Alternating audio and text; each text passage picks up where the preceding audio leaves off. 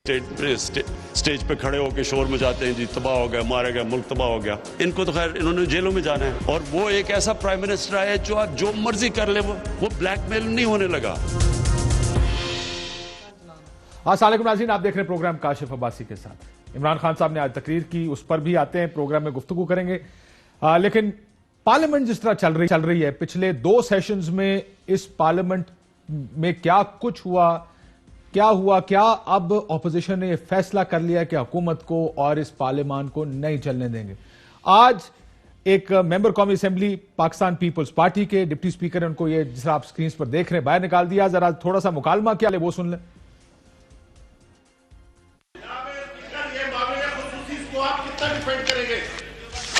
आप अपनी चेयर पे जाएं और वहां पे बैठें। आपको मैं यहां से वार्निंग दे रहा हूं, यहां से मैं निकाल दूंगा आपको। करके दिखाएं, आप आराम से बैठें। आप नहीं बैठते, इनको यहां से निकाला जाए आज के दिन, पूरा दिन। आप निकलें यहां से, आप पूरे यहां पे आ जा। नहीं आप बैठ सकते हो, आप यहां पे बैठ नहीं सकते हैं। मैं आपको एज ए स्पीकर कह रहा हूं कि आप यहां से जाएं बाहर। सर्जेंट साहब इनको बाहर लेकर जाएं, यहां से बाहर जाएं। आप यहां पे आप बहुत ज्यादा बदतमीजी करने लग गए हैं। मेरे सवाल का जवाब। आप यहां से जाएं, बाहर निकलें हाउस से बाहर जाएं। आप बाहर जाएं, आप बाहर जाएं आप। सर्जेंट साहब और फिर उनको पार्लियामेंट से बाहर निकाल दिया गया। तकरीरों में एक दूसरे को गद्दार कहने का सिलसिला भी जारी है इस पार्लियामेंट के अंदर। क्या हुआ आज, जरा ये भी देखिए। आप आज दौड़ के बयानी को, मोदी की सोच को फरोग दोगे। मैं लानत भेजता हूं ऐसे लोगों पे जो इंडिया के मौकफ को, नजरी को और सोच को फरोग देते हैं। जो मेरी कौमी जबान है, आर्टिकल 251 कहता है, उसकी तौहीन की गई, हम उस पर भी लानत भेजते हैं। ये बंदा, इसने कश्मीर से गद्दारी की है। मौजूदा वजीर आजम ने कश्मीरियों के खून से गद्दारी की है। तारीख में स्याह हरूफ में इसका इमरान खान का नाम लिखा जाएगा। ये कश्मीरियों का गद्दार है। एक वजीर ने पूरी अपोजिशन और पीडीएम को गद्दार का कि कौन करवा रहा है, जो हमें कहेगा उसका बाप गद्दार है। ये थी आज की कहा गया पीडीएम को गद्दार, दूसरी तरफ से लानतें भेजी गई हुकूमत को, इमरान खान को गद्दार कहने का सिलसिला भी। ये पार्लियामान इसी तरह चल रही है। 2 दिन पहले के मनाजिर भी देख लें। 2 दिन पहले स्पीकर चेयर के सामने क्या हुआ वो देखें, क्योंकि मैं सिर्फ ये दिखाना ही चाह रहा हूं कि क्या पार्लियामेंट इस हालात में चल पाएगी या नहीं चल पाएगी। सुनिए, देखिए और सुनिए क्या हुआ। बता दी गई, आप इनको बोलने देंगे? क्या ये खड़े हो सकेंगे? क्या ये उठ सकेंगे? तो फैसला कर लो। अगर हमें नहीं, ये तो वो था जहां शाह महमूद साहब अपनी पार्टी को कहने के बोलने दोगे, नहीं बोलने देंगे। दूसरी तरफ क्या हुआ स्पीकर चेयर के सामने, वो भी देखें।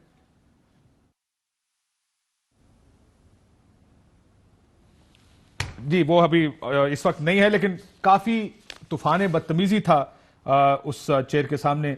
2 दिन से ये हमारे सामने आया है। इमरान खान साहब इनको जेब कतरे कह रहे हैं, कहते हैं नहीं चलने देंगे। फवाद चौधरी साहब हमारे साथ मौजूद हैं, जावेद लतीफ साहब होंगे। लेकिन फवाद साहब, सबसे बड़ा मसला जो आपके सामने खड़ा वो महंगाई का। ये चीजें आप जानते हैं कि फ्यूल करती है किसी भी पॉलिटिकल मूवमेंट को हुकूमत की इनकॉम्पिटेंस या महंगाई, जो अवाम से डायरेक्टली, जिससे अवाम अफेक्ट होते हैं। आप कहते हैं हमें पता है कि ये महंगाई है। नहीं देखिए, बात यह है कि तलखी तो है, तलखियां तो हैं और उसी की रिफ्लेक्शन है। चूंकि सड़क पे बाहर तलखी है तो पार्लियामेंट के अंदर भी वो तलखी का इजहार जो है वो होता है। लेकिन ये जो महंगाई की भी आप बात कर रहे हैं ना, मसला ये है कि देखें, पहले तो हमें एक मईशत मिली जो PMLN की बिल्कुल टूटी हुई, बिखरी हुई मईशत हमारे हवाले हुई। उसके बाद कोविड ने आके जो रही सही कसर है वो पूरी की। इस वक्त आप देखेंगे कि पूरी दुनिया में इन्फ्लेशनरी ट्रेंड्स हैं, चाहे वो इंडिया हो, श्रीलंका हो, बांग्लादेश हो, पूरी दुनिया में इस वक्त जो है वो इन्फ्लेशनरी ट्रेंड है, पाकिस्तान में भी है। लेकिन आपकी जो चीनी और आटा है वो इन्फ्लेशनरी ट्रेंड्स की वजह से नहीं, आप जो इंपोर्ट कर रहे हैं, आपको पता है 75-80 रुपए में पड़ रहा है आपको बाहर से चीनी लाके। हमारी चीनी 100 रुपए से ऊपर है। ये तो मैनेजमेंट का इशू नहीं, गवर्नेंस के इश्यूज हैं। नहीं, गवर्नेंस के इश्यूज जो हैं वो भी हैं, लेकिन इसमें देखें ना और भी प्रॉब्लम, इस कॉम्प्लेक्स प्रॉब्लम है। ऐसे 2+2 इजी नहीं है जो हम टीवी पे बैठ के एक सिंगल लाइन में कह दें। मसलन अगर आप देखें वीट का मसलन प्रॉब्लम लें, वीट का क्या प्रॉब्लम है। एक तो 18वीं तरमीम के बाद आपके जो सूबे हैं उनका और सेंटर की एक बहुत इंपॉर्टेंट कोऑर्डिनेशन चाहिए। 2019 में सिंध ने एक दाना प्रोक्योर नहीं किया। अब उसके बाद जब अभी शुरू हुआ और सूबों को लिखा वफाक ने कि आप रिलीज करें, पंजाब ने रिलीज कर दिया, पंजाब में स्टेबल रही प्राइस गंदम की। सिंध ने रिलीज नहीं किया, वहां पे कीमत बहुत ऊपर चली गई। और फिर जो पंजाब में गंदम क्वालिटी ऑफ आटा देखें, जिस जो आप तो मजबूर तो अच्छा, फिर जरा उसी पहले प्राइस पूरी पे बात करना। ये बात आप जानते हैं कि उस प्राइस तो वही मजबूर कर रहे थे लेने का जो महंगा आटा था। छोटा जो सस्ता आटा था वो तो मेन आटा तो देखना ना, जो चक्की का आटा जो मेन होता है उसको उसकी प्राइस देखी जाती है ना, बाकी तो फिर हजार किस्में। फिर उसके बाद हुआ क्या है कि सिंध में चूंकि रिलीज नहीं की, सिंध में प्राइस ऊपर चली गई। सो पंजाब वाली गवर्नमेंट जो गंदम रिलीज कर रही थी वो भी सिंध जाना शुरू हो गए। लिहाजा एक पूरा आप समझिए कि एक ये तो एक जो इस वक्त 18वीं तरमीम के बाद आपका प्रॉब्लम यह है कि जो सूबों में एक कोऑर्डिनेशन चाहिए वो मौजूद नहीं है, जिसकी वजह से एक हमारे इसीलिए तो हम कहते हैं 18वीं तरमीम पे बात करनी चाहिए, इसीलिए तो हम कहते हैं कि बैठे और जो बुनियादी इश्यूज हैं उनके ऊपर बात करें। देखिए ये जो मामला है ना कि अगर इससे कोई हालांकि मैंने तो सुना प्राइम मिनिस्टर ने अप्रैल में कहा था कि गंदम इंपोर्ट का आटा इंपोर्ट कर वो अब दूसरा मामला है। दूसरा अब कॉन्फिडेंस का मसला आ गया ना कि अप्रैल में कह रहे हैं अक्टूबर नवंबर आ गया और गंदम नहीं है। नहीं, उसमें भी आपको बता देता हूँ। मसलन जनवरी में जो है ये मामला जो है शुरू हुआ, अप्रैल में प्राइम मिनिस्टर ने कहा कि आप इंपोर्ट शुरू करें, टीसीपी को कहा, टीसीपी ने टेंडर दिया। उसके बाद उन्होंने कहा कि जी वो गंदम की प्राइस जो है इंटरनेशनली वो बढ़ गई है और हमें दोबारा टेंडर आया है वो महंगा आया है। अब नैब की वजह से जो एक हमारे यहाँ जो ब्यूरोक्रेट्स हैं वो भी बहुत ज़्यादा रिलक्टेंट हो जाते हैं चीज़ें करने में, साइन कोई करता नहीं, क्योंकि बाद में फिर आप भी पीछे पड़ जाते हैं कि ये क्यों $10 महंगी ले ली। लिहाजा आपको वो जो अप्रैल में शुरू होना था प्रोसेस वो जुलाई में जाके शुरू हुआ, जुलाई में शुरू हुआ और अब जाके वो मुकम्मल हुआ, जिसकी वजह से 2-3 महीने डिले हो गया। लेकिन अगले और उसके बाद पूरी इंटरनेशनल इन्फ्लेशन भी, जैसे मैं आपको बता रहा हूँ, मतलब जो तेल है चूँकि वो तो हम इम्पोर्ट करते हैं उसकी कीमत में 52% इंटरनेशनली वो महंगाई हुई है। सो ये कई फैक्टर्स हैं जिनकी वजह से महंगाई है, लेकिन मुझे लगता यही है 3 महीने में जरा के फैक्टर्स हैं, क्योंकि आम आदमी तो ये सब वो कहता है मेरी पेट में जो आटा और चीनी जा रही है वो महंगा है ना। नहीं, आम आदमी को समझाना भी हमारा काम है और आपका काम है। फिर यार कम्युनिकेशन आप कह रहे हैं कि जी गवर्नेंस के प्रॉब्लम्स तो हैं पर कम्युनिकेशन के भी प्रॉब्लम्स हैं। फिर तो इस हुकूमत ने तो समझाना आम आदमी को ही होता है कि हम आपके साथ खड़े हैं। नहीं, मीडिया का भी काम है समझाना, सबका ही काम है। देखें ना, आप ओपिनियन लीडर्स हैं, ये तो नहीं हो सकता ना कि हम कहें कि नहीं जी ये बस हर चीज हो गई है, लुट गए, मर गए, बर्बाद हो गए। वजूहात बताना भी जरूरी है और उनका सोल्यूशन भी जरूरी है। और मैं ये नहीं कह रहा कि कोई हमारी कोताहियां नहीं होंगी, कोताहियां भी बहुत होंगी, लेकिन असल जो प्रॉब्लम है वो ये एक कॉम्प्लेक्स इशू है इस वक्त गवर्नेंस का और इंटरनेशनल फैक्टर्स का। ठीक, जो मियां जावेद लतीफ साहब भी आ गए। मियां साहब, असेंबली चलेगी या आप नहीं चलने देंगे? नहीं, असेंबली चलाना हुकूमत वक्त की जिम्मेवारी होती है और किसी जगह आप सिर्फ टीएडी लेने आते हैं। अगर अच्छा फवाद चौधरी साहब, मैं मुझे बड़ा अच्छा तल्लक है, मगर मेरी अर्ज सुन लिया। अभी आप बात कर रहे थे काशिफ अब्बासी साहब इनसे कि महंगाई किस तरह हुई और क्यों। मुझे बड़ा अच्छा लगता है कि बहुत सी जगहों पे ये बात बड़ी सीधी कर देते हैं फवाद साहब। इनके क्लिप भी आप सुनवाएं, गंदम के हवाले से, चीनी के हवाले से क्या बातें करते थे, आज जो फरमान जारी कर रहे हैं वो भी मैं सुन रहा हूँ। मगर मुझे ये काशिफ अब्बासी साहब बता दे कोई कि गंदम एक्सपोर्ट जब की क्या वो दुरुस्त था, जब इंपोर्ट कर रहे हैं क्या वो दुरुस्त था। मुझे ये बताए कोई चीनी जब एक्सपोर्ट कर रहे थे, इंपोर्ट कर रहे हैं, ये चीज़ें दुरुस्त हैं। मुझे ये कोई बता दे कि सब्जी के, दाल के, गोश्त के, अद्वियात के, मैं पेट्रोल का जिक्र करूं, मैं डॉलर का जिक्र करूं, मैं किस चीज़ का जिक्र करूं जिस पे मैं ये ना रोऊं कि इनकी नालायकियों नाहलियों की वजह से सिर्फ चीनी और गंदम में 405 अरब रुपए का इन्होंने नुकसान कौम का किया। ये अदादो शुमार मैं दे रहा हूं हुकूमत वक्त के जो इन्होंने जारी किए। मैं अपने पास से रात तुझे क्लिप देख लिया, वो हर जगह ख्वाजा आसफ साहब ने भी उसको क्लिप ले लिया। भी पहले देख तो लो क्या क्या रहे, हर बंदे ने हमें ये क्लिप देख के उसके ऊपर बात उठा ली है। अच्छा, आप इस तरह के थे नहीं वो और चीज जिस तरह हो गया ये जावेद लतीफ साहब अच्छा गल सुनो, मेरे तो थले दी जेड़ी गल हो तो मेरे दस दियो। चलो अच्छा, आज और कल भी दस देने जी प्राइम मिनिस्टर ने आज वैसे जावेद लतीफ साहब को मिस हमने बड़ा किया है, इतनी लड़ाई हो रही थी, जावेद लतीफ साहब थे ही नहीं। मियां साहब मैं मैं तो शरीफ आदमी हाँ, फवाद साहब ਤੁਹਾਡੇ ਹੁੰਦੇ ਆ ਮੈਨੂੰ ਜ਼ਰੂਰਤ ਹੈ ਸੀ। नहीं तो कितने होंगे ਤੁਹਾਡੀ ਜ਼ਰੂਰਤ ਹੁੰਦੀ ਹੈ ਵੀ ਦੱਸ ਦਿਓ ਫਿਰ ਤੁਸੀਂ ਕਿਸ ਮੌਕੇ ਤੇ ਲੜਾਈ ਕਰਨਾ मैं ਚਾਹੁੰਦੇ तो सुलह जो नहीं सुलह मैं जो तो आदमी सुलह कौन बंदा वा, मैं तो सुलह करवाने वाले जो नहीं हूं। जबरदस्त आदमी है। बिल्कुल ठीक है सर। है दोस्तों, आज प्राइम मिनिस्टर साहब ने तकरीर की ने कहा सारे जेब कतरे इकट्ठे हो गए। अब आप आ जाएं कि मैं ये कहना नहीं चाहता था, लेकिन काशिफ अब्बासी साहब एक बंदा उन लोगों को जेब कतरा कह रहा है जिनका अपना कोई बिजनेस है, और मसूफ जो कह रहे हैं उन्होंने सारी जिंदगी कोई काम नहीं किया, वेले हैं मगर लग्जरी लाइफ गुजार रहे हैं लोगों की जेबों में हाथ डाल के। खुदा का खौफ करें, वो बात बंदा करे। आप काशिफ अब्बासी मुझे कहे ना कि तुम जेब कतरे हो, तो मुझे बात समझ आएगी कि काशिफ अब्बासी तो महाना पैसा कमाता है और मैं वेला बंदा हूं। लेकिन मैं अगर काशिफ अब्बासी को कहना शुरू कर दूं कि आप जेब कतरे हो, ये बात समझ से बाहर है। ये आज प्राइम मिनिस्टर कह रहे हैं, और ये लेवल है किसी प्राइम मिनिस्टर का इस तरह की गुफ्तगू करे। मैं जरा दोबारा सुना देता हूं प्राइम मिनिस्टर साहब ने क्या कहा जरा, क्योंकि याद जाने के लिए, क्योंकि आज प्राइम मिनिस्टर साहब जब आ रहे हैं, अब जरा क्योंकि पॉलिटिकल टेम्परेचर इतना ज्यादा है, क्या गुफ्तगू प्राइम मिनिस्टर साहब ने जरा सुनी। सारे जेब कुतरे एक ही स्टेज पे खड़े होकर शोर मचाते हैं जी तबाह हो गया, मारा गया, मुल्क तबाह हो गया। इनको तो खैर इन्होंने जेलों में जाना है, और वो एक ऐसा प्राइम मिनिस्टर है जो आप जो मर्जी कर ले वो हाँ जी।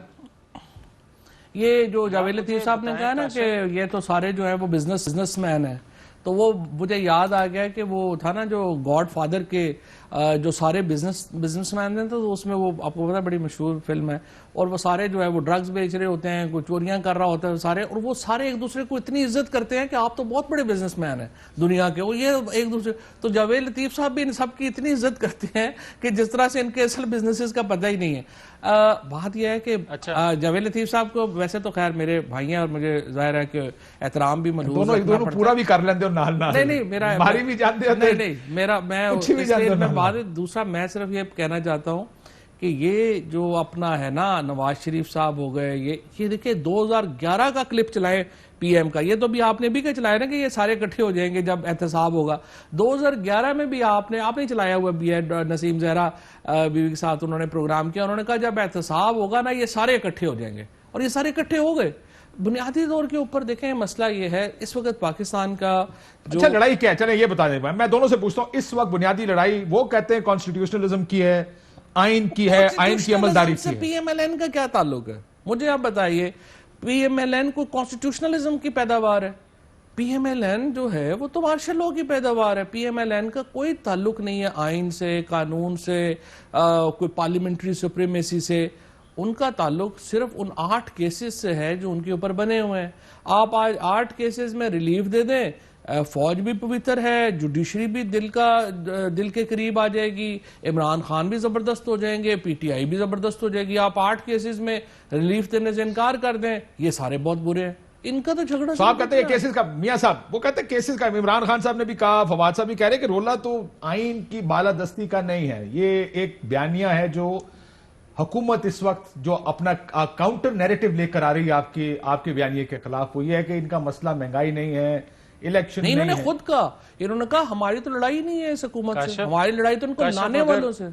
जी काशिफ मियां साहब, अगर वजीर साहब थोड़ा सा सब्र कर लें, और मैं आपसे तवक्को रखता हूं कि जिस तरह इनको टाइम दिया गया मुझे सुन ले, तो मैं आपका बड़ा मशकूर होऊंगा। मेरी गुजारिश सिर्फ इतनी है कि आप इमरान खान साहब के क्लिप साहब का जो वो कहते रहे परवेज़ मुशर्रफ के दौर में कि इमरान साहब कहते रहे कि नवाज शरीफ पर करप्शन के जो इल्ज़ामात हैं वो गलत हैं। ये मैं नहीं कह रहा, ये इमरान खान साहब खुद फरमाते रहे हैं, और आज 7 साल बाद उनको ये नज़र आया कि ये करप्ट हैं, ये डाकू हैं, ये मंशियात फरोश हैं। तो फिर मुझे 7 सालों का रिकॉर्ड बता दें कि किस जगह उन्होंने इनकी करप्शन पकड़ लिया है, किस जगह उन्होंने मंशियात फरोशी की है। और जो बात मेरे फवाद चौधरी साहब कह रहे हैं कि ये एक जैसे होते हैं मंशियात फरोश, हाँ ठीक बात कर रहे हैं। राना सनाउल्लाह पे आपने जो मंशियात का FIR करवाई वो आपने दुरुस्त करवाई कि एक जैसे लोग हैं, हम बात करेंगे तो मंशियात फरोश तो बनेंगे। मगर एक चीज़ मैं कहना चाहता हूँ, जो ये बार बार फवाद चौधरी साहब पिछले 3-4 दिन से कह रहे हैं कि जनाब इनका मुस्लिम लीग नून का आइन कानून से तल्लुक क्या है, मैं बता देता हूं। मैं ये इनसे पूछना चाहता हूं कि कोई मुझे ये बताए कि त्यारा हाईजैकिंग केस में क्या नवाज शरीफ जो था उसने त्यारा हाईजैक किया था जो उसको 25 साल सजा हुई थी। मुझे ये कोई बता दे 2014 में जब इन्होंने धरना दिया था वो किसके इशारे पर दिया था। मुझे आज कोई ये बता दे कि जस्टिस शौकत सिद्दीकी साहब जो फरमाते हैं क्या वो गलत कह रहे थे। मुझे आज कोई ये बता दे कि अरशद मलिक का जो क्लिप दुनिया में मशहूर हुआ है उस पर कोई गलत बात करता है। मुझे आज कोई ये बता दे कि इनके पंजाब असेंबली के स्पीकर जो हैं वो जो कहते थे कि मेरी जमात को तोड़ा गया और मैंने वक्त के आर्मी चीफ से बात की और उन्होंने मुझे एक और जनरल की तरफ भेजा, मैंने जाके कहा मेरी जमात को तोड़ा जा रहा है और पीटीआई को बनाया जा रहा है। अगर ये बातें काशिफ अब्बासी साहब करें तो वो दुरुस्त है, और अगर वही बातें हम दोहराएं, हम कहें कि जनाब ये गलत हो रहा है, तो हमें कहते हैं ये इंडियन नवाज है, ये इंडियन का बयानिया लेकर आ गए। मुझे आज कोई बताए काशिफ अब्बासी साहब कि आईजी सिंध अगवा होते हैं तो क्या इंडिया ने कहा था कि आप अगवा कर लो या बंदे अपोजिशन जो है वो ये बयानिया देगी। मुझे कोई ये बता दे कि शादरा में जो इन्होंने गद्दारी का पर्चा दिया आजाद कश्मीर के वजीर आजम पे, तो क्या इंडिया ने कहा था हमें कि ये पर्चा देंगे, आप पे एफआईआर करेंगे और आप शोर करेंगे, इस पे इंडिया राजी होगा नाराज? खुद आका खौफ करें यार। आपके दो बड़े दुश्मन है फवाद साहब। वैसे मैं ये कल भी कह रहा था, मैंने कहा दो बड़े दुश्मन है, एक महंगाई और एक आप खुद।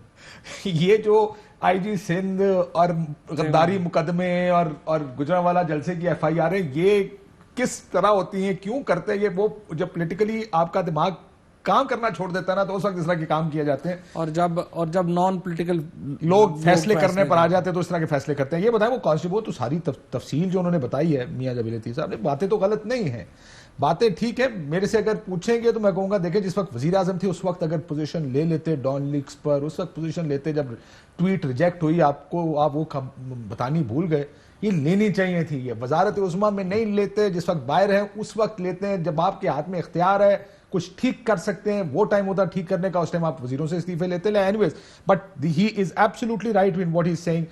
आइन की बालादस्ती तो होनी चाहिए ना, ये इख्तियार तो किसी का नहीं होना चाहिए। आइन की बालादस्ती क्या, आइन की बालादस्ती है। सिविलियन गवर्नमेंट है पाकिस्तान में, 1,70,00,000 वोट लेके आए हैं। अगर पीएमएलएन जो है, असल में प्रॉब्लम यह है कि पीएमएलएन कभी अपनी इंसेप्शन से लेके अब तक एक दफा भी डील के बगैर हुकूमत में नहीं आई, लिहाजा इनको यकीन ही नहीं होता कि कोई आदमी भी अपनी इंसेप्शन से लेकर आज तक कभी डील के बगैर हुकूमत में नहीं। हम तो अब हुकूमत में एक ही दफा आए, और वो जो हुकूमत में आए हैं हम, वो 1,70,00,000 वोट लेके आए हैं। अगर आप ये कहेंगे ना कि पीएमएलएन को इसलिए यकीन नहीं आ रहा कि उनके साथ कभी ये हादसा ही नहीं हुआ कि कभी जेन्युइन इलेक्शन जीत के भी आ गए हो। अब बात यह है कि पीडीएम को पूरा राइट है हुकूमत को क्रिटिसाइज करने का, इनको पूरा राइट है अपनी एक मूवमेंट बनाने का, करने का। लेकिन आप देखिए प्रॉब्लम कहाँ पे आती है। प्रॉब्लम यह है 3 जलसे हुए हैं। पहला जलसा फौज बहुत बुरी है, दूसरा जलसा कराची में उर्दू जुबान बहुत बुरी है, इसको हम नहीं मानते, तीसरा जलसा बलूचिस्तान में आज़ाद बलूचिस्तान, आज़ाद रियासत होनी चाहिए। अब ये जो बयानिया इनका जलसों में गया है वो हुकूमत के खिलाफ नहीं गया है, वो रियासत के खिलाफ गया है। कोई भी जो रियासत है, कोई भी जो हुकूमत है, वो लिमिटेशंस मुकर्रर करती है अपने कानून के अंदर रहने की। अब मुझे आप ये बताइए कि ये जिस किस्म का स्टेटमेंट्स, और फिर अगर आप इनकी जो स्पीचेस हुई हैं नवाज शरीफ की, महमूद अचकजई की और इनके 1-2 लोगों की और लोगों की, वो क्या बयानी है? वो ये है अगर आप हमारे साथ हैं तो आप, और ये फजलुर रहमान साहब ने तो खुल के कहा, उन्होंने कहा कि अगर आप हमारा साथ देंगे तो आप मना लेंगे मियां साहब, हम जबरदस्त हैं आप, और अगर आप हमारा साथ नहीं देते तो आप विलन हैं। इसी ये देखिए ना, जो इनका टोटल इस वक्त जोर है वो ये है कि आप हमारे साथ हैं तो आप सही हैं, आप हमारी करप्शन बचाने के लिए साथ नहीं देते, हम आपके खिलाफ खड़े होंगे। सो आपको लगता है कि अगर डील मिल जाएगी डील कर लेंगे? ये देखिए ना, पीएमएलएन क्या चाहती है? पीएमएलएन ये चाहती है कि हम इदारों के सरबराहान को इतना मुतनाज़िया कर दें कि वो हमसे बात करने पर आमादा हो जाए, नंबर 1, और नंबर 2 वो फिर दबाव डाले हुकूमत या पीछे हट जाए, लोग पीछे हट जाएंगे तब भी फर्क नहीं, हुकूमत को कहेंगे जी इनको एनआरओ दे, इनसे जान छुड़ाएं, किधर ये पीछे बढ़ाओ। अब प्रॉब्लम क्या है? प्रॉब्लम ये है कि इमरान खान इस बात के ऊपर आते नहीं है। इमरान खान क्या कहते हैं, वो कहते हैं जी ये बताएं आप और जेलों में भी रखने का हमें कोई शौक नहीं है हमारी। देखिए मुझे सिर्फ ये बताएं, हसन नवाज शरीफ $1 बिलियन के अपार्टमेंट में कैसे रह सकता है? $1 बिलियन? उनका जो अपार्टमेंट है 1 हाइड पार्क, वो $1 बिलियन का अपार्टमेंट है। $1 बिलियन का अपार्टमेंट है। नहीं आप जरा देखिए, उठा के देखिए। हाँ ना, that was sold for $43 million. नहीं, it is one of the most expensive real estate, but no real estate is worth $1 billion. ये सवाई अगर बानी शमानी का देख लें, नहीं उनकी जो बाकी प्रॉपर्टीज हैं, that's a lot of money. उठा के देखें, वो $1 बिलियन की प्रॉपर्टीज हैं। इसी तरीके से आप उठा के देखें जो अभी इनका पैसा जिस तरीके से, तो प्रॉपर्टीज आप पूरा मैनचेस्टर में आप उठा के देख लें, पूरा आप लंदन उठा के देख लें। अब अगर आप ये पैसे, इतना पैसा ये बाहर ले जाएंगे और वो पैसा पाकिस्तान में नहीं आएगा वापस, तो आप मुझे बताएं यहाँ महंगाई तो होगी। ठीक, आप कैसे कह सकते हैं कि नहीं होगी? ठीक, एक ब्रेक के बाद मियां साहब ये बताइएगा, वो कहते प्रेशर डालना चाहते ताकि कोई डील हो जाए, एस्टैब्लिशमेंट हमसे बात करने को तैयार हो जाए और ये पीछे हट जाए। क्या आपकी पार्टी में 2 मौकफ सामने आए हैं जब से पीडीएम शुरू हुई है? एक मरियम नवाज शरीफ साहबा का ग्रुप है, वो कहता है जी बातचीत हो ही नहीं सकती, जो बात होगा या पार्लियामेंट में होगी या सड़कों पर होगी, लोगों के साथ, किसी इदारे से बात नहीं होगी। जबकि शाहिद खान अब्बासी साहब, ख्वाजा आसिफ साहब, एहसन इकबाल साहब, वो तमाम लोग ये कह रहे हैं कि हमसे कोई फरीक, और राना सनाउल्लाह साहब, हमसे कोई फरीक आके गुफ्तगू करे। आप बताइए कि क्या चाहती है मुस्लिम लीग नून? अब अपनी पॉलिटिकल पोजीशनिंग क्या देख रही है कि अगले चंद दिनों और हफ्तों में आप क्या चाहते हैं कि क्या हो? बातचीत का दरवाजा खुले या अब बातचीत तो होगी नहीं, जो होगा वो एक ऑर्गेनिक मूवमेंट के जरिए होगा? एक ब्रेक लेते हैं, ब्रेक के बाद वापस आते हैं।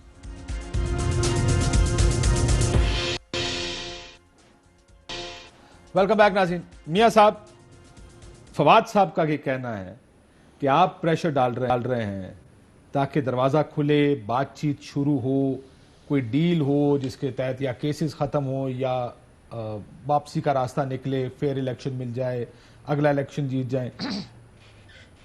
क्या आप लोग मुज़ाकरात करना चाहते हैं या मुज़ाकरात का ऑप्शन टेबल पर है ही नहीं? मियां साहब देखें काशिफ अब्बासी साहब, पहली बात तो ये है कि ये बिल्कुल क्लियर सबके जहन में बात आ जानी चाहिए कि डायलॉग नहीं होंगे, कोई एनआरओ ना लेंगे ना देंगे, और अगर बात कभी किसी स्टेज पर होगी तो ओपन होगी पीडीएम के प्लेटफॉर्म से।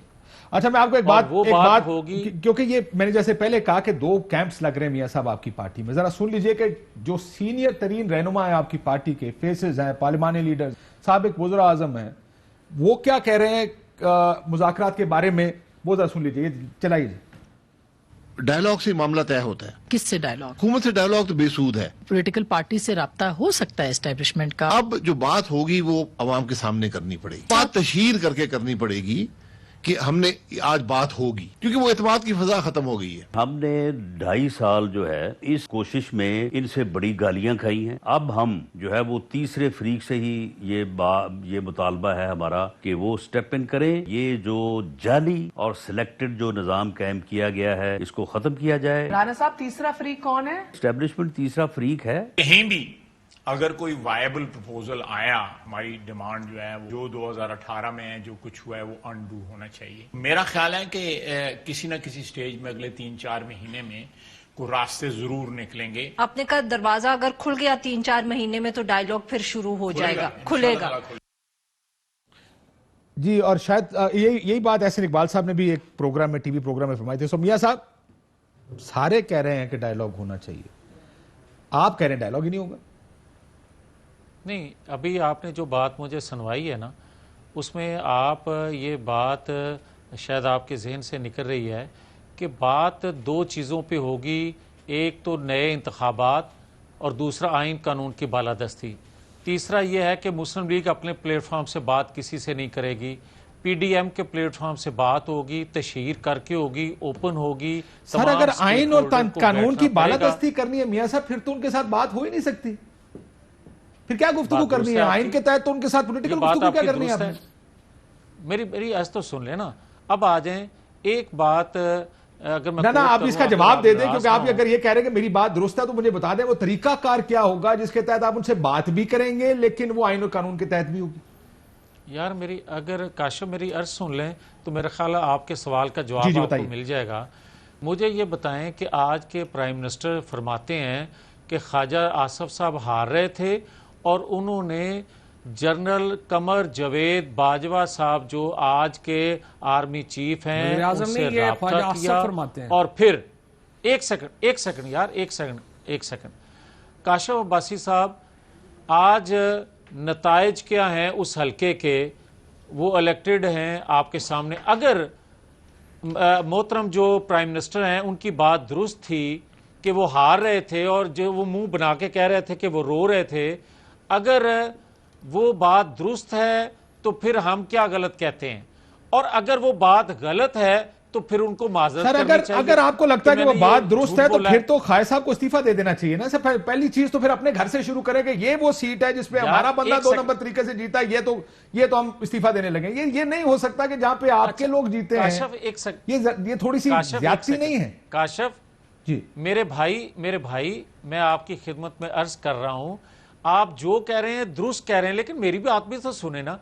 मैं आपको ये कह रहा हूं कि अभी फवाद चौधरी साहब बात कर रहे थे कि इनके दौर में ये होता रहा, ये बेनिफिशली होते हैं तो खामोश रहते हैं, आज अगर हम बेनिफिशली हैं तो ये शोर करते हैं। मैं इसकी बात को मान लेता हूं, जो फवाद चौधरी साहब कह रहे हैं मैं 100% दुरुस्त मान लेता हूं, मगर मुझे ये बताए कोई कि क्या आइन आपको इस चीज की इजाजत देता है?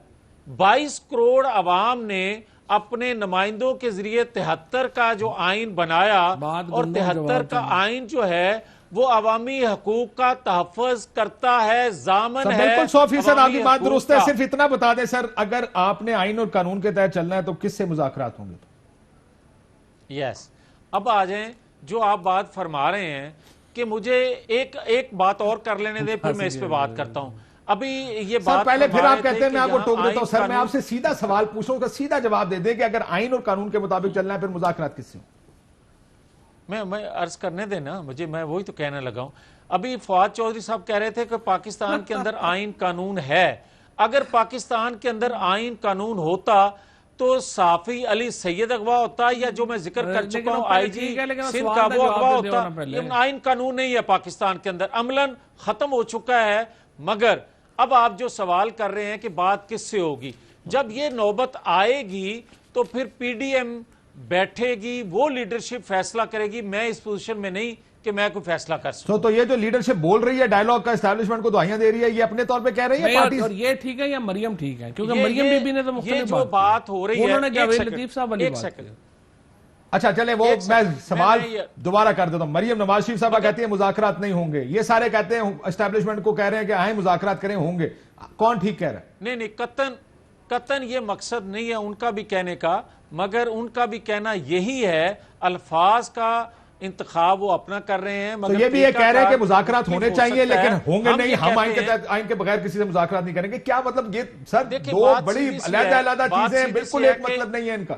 1900 काशिफ एक सेकंड, 1960 के बाद आज तक 60 साल हो गए। मादरे मिल्लत भी यही बात करती थी कि वोट चोरी सर, वो होता आप है, चले। वो भी ये बात करती थी कि किसी आइन कानून के मुताबिक पाकिस्तान को चलना चाहिए, और 60 साल बाद भी हम वही बात कर रहे हैं। दुनिया कहां चली सर जब गई? मियां साहब आए थे ना, मगर तब भी सारे हमें कहते थे कि आइन और का कानून के मिला। तहत मुल्क चलना चाहिए। जब आईएसआई का वो हुआ था ना, वो जो अजहर खान केस हुआ था, तब भी सारे कहते थे आइन और कानून के मुताबिक इस मुल्क को चलना चाहिए। तो जब आज भी कर लें यार, आज भी होनी उसमें चाहिए, कौन और ये कौन अच्छी involved था? गुफ्तगू है, ये अच्छी जब गुफ्तगू है। लेकिन जब हम कहते हैं ट्रुथ कमीशन बना लिया जाए, जब फिर काशिफ सारा अब्बासी ट्रूथ साहब बोलना हम पड़ेगा कहते हैं सर। ट्रुथ कमीशन बना फवाद लिया साहब जाए तो क्या गलत कहते हैं? बिल्कुल सही कहते हैं सर, लेकिन सारे आकर सच बोलें, अपनी मर्जी का हम सच बोलें लें। ना यार, ये बात ठीक है यार सबको फवाद बोल साहब, लेना चाहिए क्या ना। क्या आपको क्या लगता है क्या हो रहा है, क्या होगा? देखिए, ये पहले- मुज़ाकरात के लिए रास्ता खुल रहा है या वाकई इस दफा आइन और कानून की बालादस्ती की वाकई ये लोग सीरियस हो गए हैं कि करने नहीं का? नहीं नहीं नहीं, ये देखिए इनका आइन कानून से कोई ताल्लुक ही नहीं है।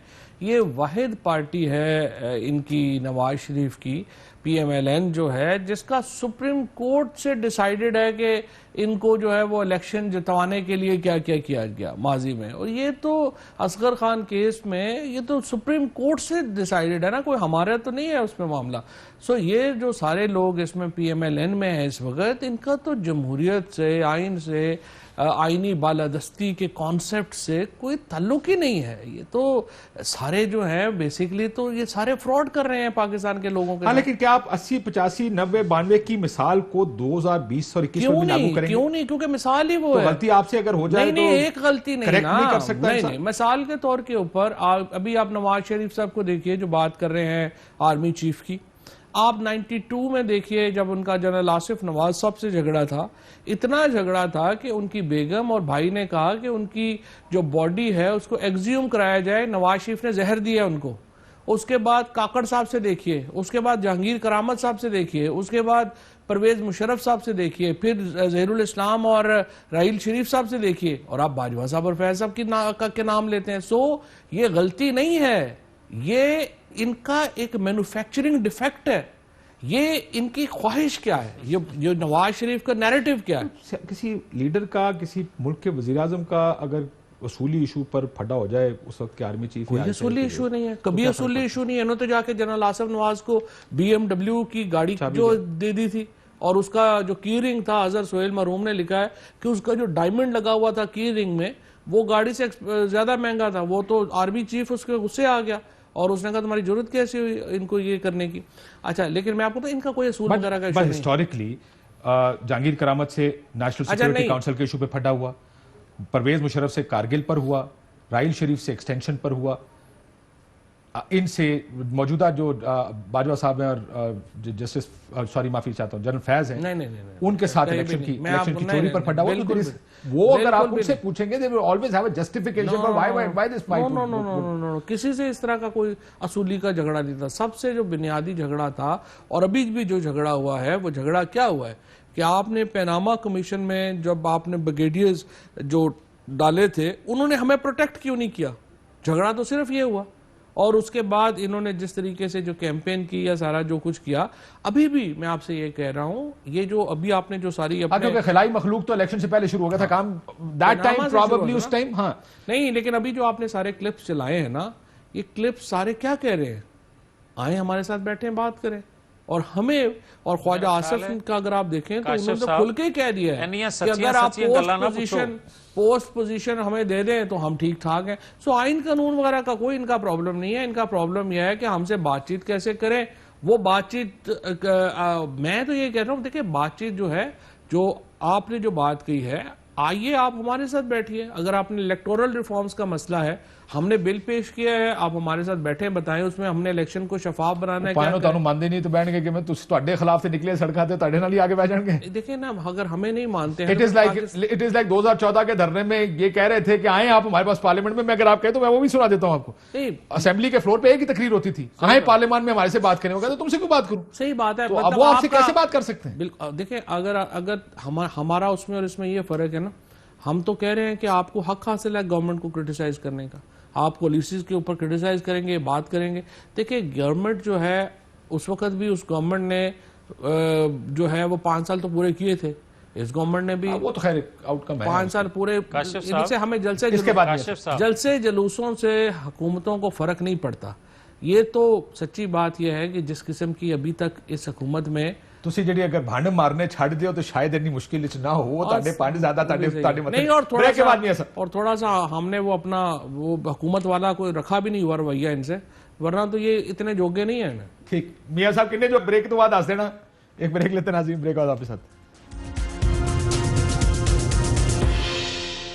वेलकम बैक नाज़रीन। मियां साहब, वो एनए जो है या नहीं है तो फैसला कर लेंगे। ए दस दो जरा ब्रीफ बता दीजिएगा कि हुकूमत गिराने का कोई ज़हन में फॉर्मूला है कि कैसे गिरेगी?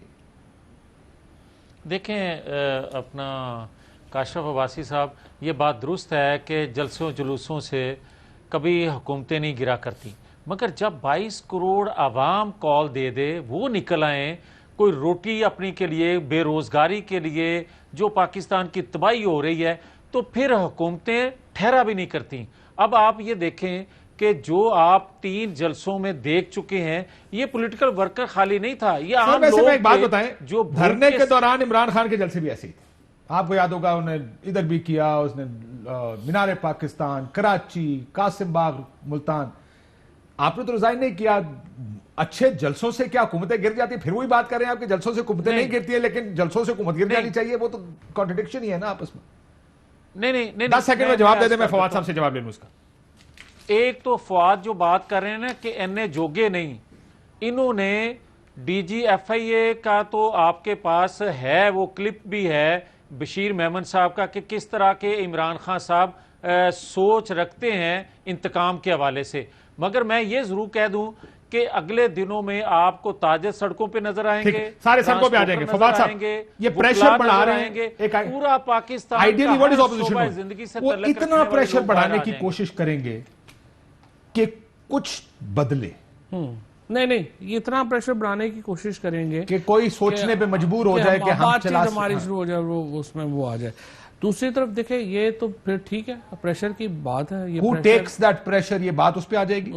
Who blinks first? आपको क्या लगता है कि क्या आप इतने सेफ हैं? क्योंकि मियां साहब का एक बड़ा एडवांटेज था धरने के दौरान, बड़ा एडवांटेज ये था उनकी न्यूमेरिकल स्ट्रेंथ बहुत तगड़ी थी। आप न्यूमेरिकली कमजोर। न्यूमेरिकल स्ट्रेंथ का भी इतना इशू नहीं है। बेसिकली देखें, इशू ये है कि जो आपने आगे बातें की हैं, असल में इशू ये है कि हम अपनी परफॉर्मेंस को, अपनी जो गवर्नमेंट है उसको, हमें इनसे कोई खतरा नहीं है। ये तो देखें डिस्क्रेडिटेड लोग हैं। मुझे बताइए ना, अगर इमरान खान का जो क्रिटिक भी है, जो हुकूमत से मुतमईन नहीं भी है, क्या वो समझता है कि पाकिस्तान को बिलावल या मरियम के हवाले कर देना चाहिए, फजलुर रहमान के हवाले कर देना चाहिए, या नवाज शरीफ के हवाले कर देना चाहिए जो 4 दफा? कोई पाकिस्तान में इसका हामी नहीं है। लिहाजा अगर जो भी प्रॉब्लम, जो भी मसले हैं वो भी हमारे अपने हैं, जो सोल्यूशन है वो भी हमारे पास है। इनका कोई नहीं, इनकी कोई स्टैंडिंग नहीं है। ये तो सिर्फ हमारी गलतियों की वजह से ये पहलवान बने हुए हैं। हमारी बात दुरुस्त है, मैं बताऊं, ये सिर्फ हमारी गलतियों की वजह से आप कह रहे ना कि 2 मसाइल, महंगाई और अपना आप। अगर अपने आप को ठीक कर लेना और महंगाई को ठीक कर लेना, तो यकीन माने ऑपोजिशन के हाथ से आप बहुत सारे ऑपोजिशन है ही कोई नहीं है। Every opposition in this country in the past, जैसे इमरान खान की अपोजिशन थी ना, वो एक नई होप थी। इमरान खान, लेकिन हुकूमत ने उस वक्त की ऑपोजिशन को ऐसा कुछ नहीं दिया कि जिसको लेकर इमरान खान हुकूमत को कमजोर उस तरह कर सकता है, unless Panama came out. Real issue देंगे तो फिर आपके लिए मसाइल हैं। नहीं, उनकी बहुत ही गंदी हुकूमत थी, लेकिन इमरान खान की हुकूमत तो एक होप का था ना। सो देखिए, इमरान खान अपनी स्ट्रेंथ के ऊपर अपोजिशन कर रहे थे, ये हुकूमत की कमजोरियों पे अपोजिशन कर रहे थे। मुझे प्रोग्राम क्लोज करना है। शुक्रिया तमाम मेहमानों का, इजाजत दीजिए, अल्लाह हाफिज।